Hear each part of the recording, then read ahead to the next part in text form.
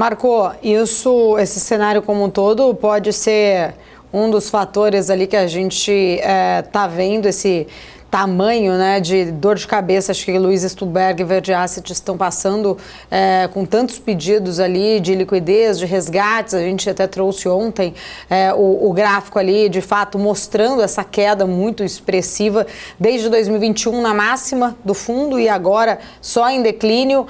Como que você vê, né, de fato, essa notícia e se a gente pode pensar ali, muitas vezes até o investidor de outros fundos acabarem tendo esse mesmo pessimismo e fazendo também esse mesmo tipo de investimento, de resgate de investimentos, perdão. A que a gente tem falado muito é a sangria dos fundos multimercados, né?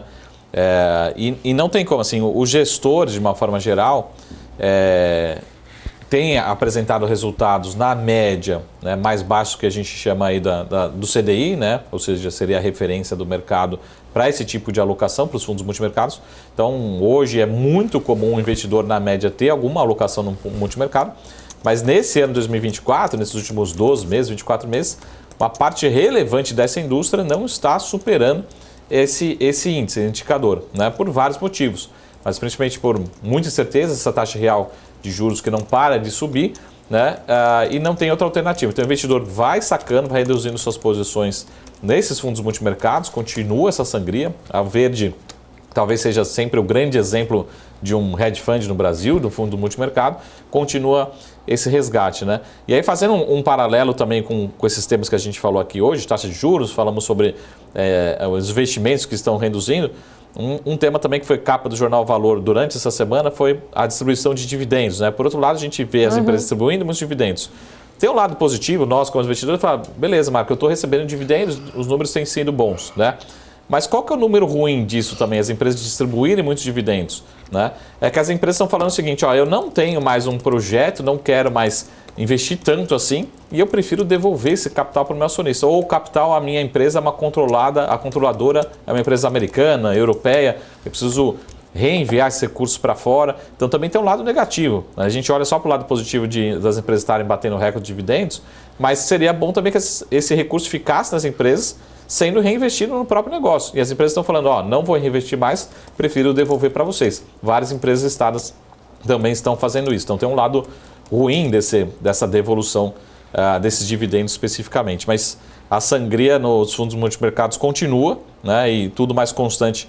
Ter um CDI batendo nesse patamar que a gente está vivendo, fica também cada vez mais difícil superar essa referência, esse benchmark agora no curto prazo, né? Então, assim, é o caso do Verde, é o caso da indústria de segmento como um todo, né? Os resgates continuam muito fortes nos multimercados. Marco, porém, a gente sabe que a Verde Asset teve grande sucesso em governos anteriores do PT, né? A gente lembra ali, em vários outros momentos, conseguiu captar ali muitas oportunidades em meio a todas as políticas econômicas da época, que não são tão diferentes das políticas econômicas atuais, apesar do cenário externo, sim. Aí a minha dúvida né, na tua visão, se você acha que sob essa gestão de Lula 3, a performance do Fundo Verde não está indo bem, né, como foi entre os outros governos, seria uma questão de mudança no cenário macroeconômico ou falhas, de repente, na adaptação das estratégias do fundo?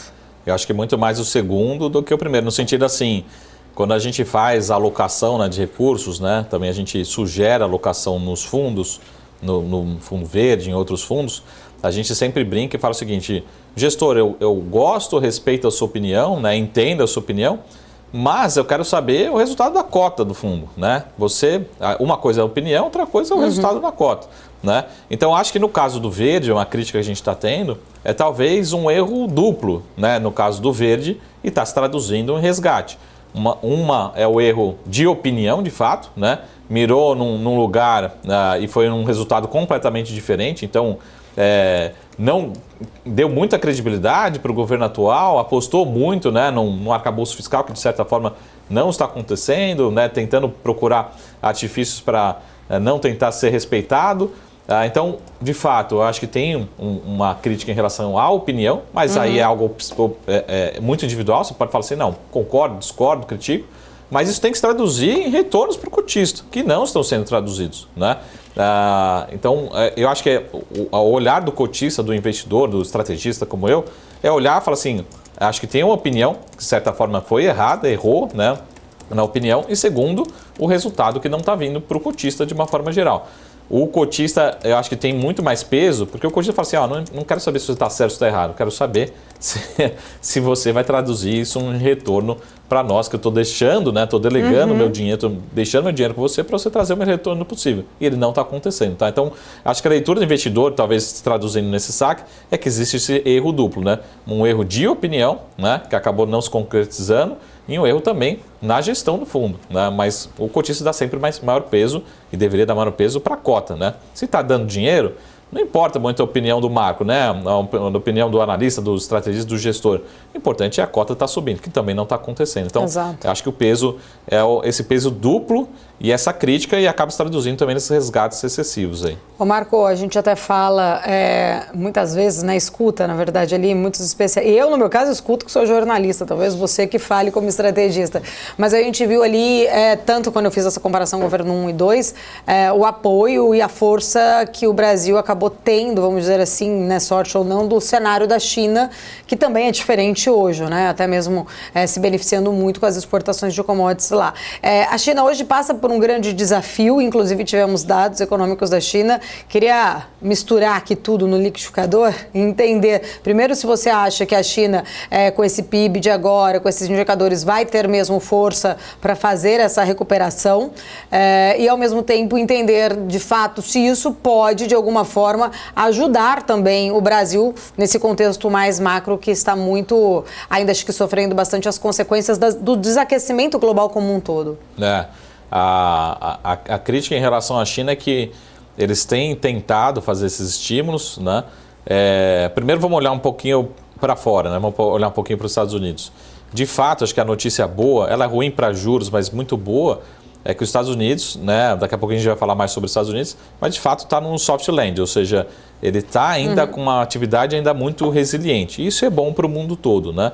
O caso da China, talvez eles não consigam entregar a sua meta de crescimento para esse ano, mas também longe de ser um resultado muito desastroso. Foi o que mostrou, que a gente viu no PIB dessa noite, né? Então, os números, de certa forma, até vieram um pouquinho melhores, vem num ritmo, talvez, de desaceleração, mas um pouquinho melhores do que as projeções, só que não tem sido suficiente, principalmente para o lado da construção civil, outros setores, que aí afeta muito a gente, afeta a nossa Vale, afeta nossas siderúrgicas, não tem sido suficiente para recuperar a credibilidade, a tendência. Eu até cheguei a ficar um pouco mais otimista, né? Não durou muito tempo, e isso a gente viu agora nesses novos estímulos. Não estão sendo suficientes, tá?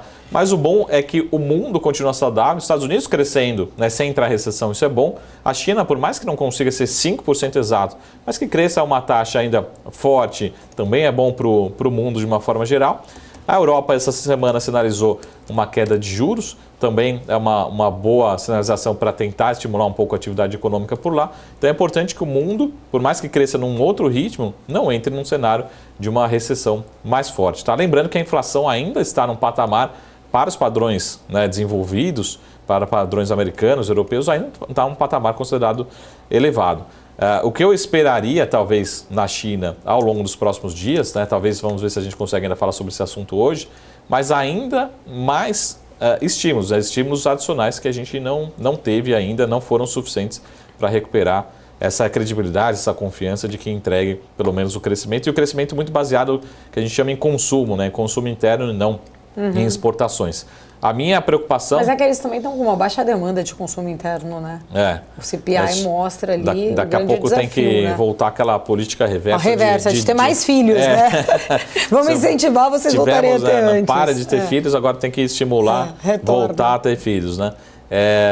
Então é um pouco dessa relação. E lembrando também que acho que é uma discussão que a gente vai ter, talvez, no começo do ano que vem, qual que vai ser a relação do novo presidente americano, né, se vai ser uma continuação ou não, com os chineses, né, e com os demais países no mundo, principalmente a zona do euro e a China especificamente. A gente pode ter algum movimento também, né, de certa forma fortalecer a economia americana, mas talvez atrapalhar ou dificultar o relacionamento de comércio internacional. Então a gente precisa também debater um pouco disso, que foram governos anteriores, ou acho que de certa forma foram um pouco estimulados.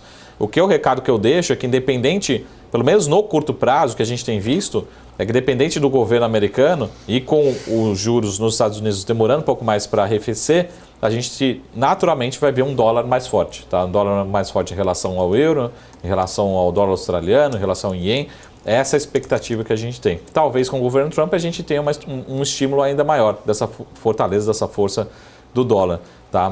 Mas esse é o movimento que a gente precisa entender aqui. Então, tem fatores locais do nosso dólar aqui no curto prazo? Tem. Mas também tem esse movimento global que a gente precisa discutir. A gente vai discutir hoje, né? Daqui a pouquinho. Sim, daqui a pouco com o Rio. Inclusive, só para concluir, ô Marco, mas será que Xi Jinping então estaria aí guardando parte desses estímulos dependendo do resultado das eleições?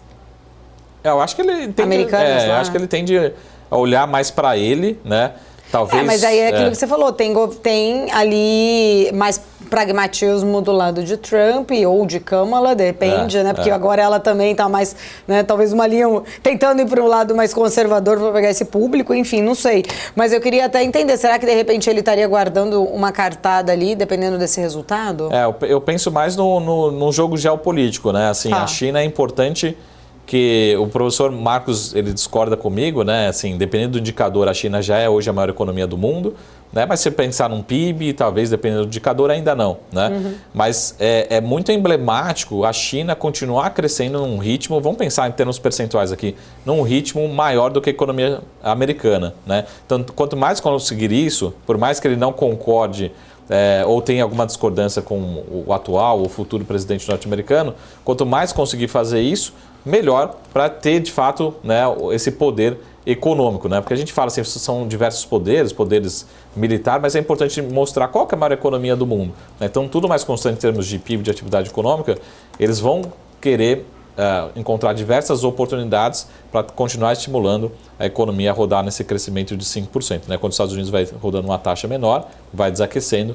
Essa é a minha visão nesse jogo geopolítico de poder econômico, né, especificamente. Então, acho que vem novos estímulos, mas eu concordo com você, talvez esperando aqui algum movimento das eleições americanas.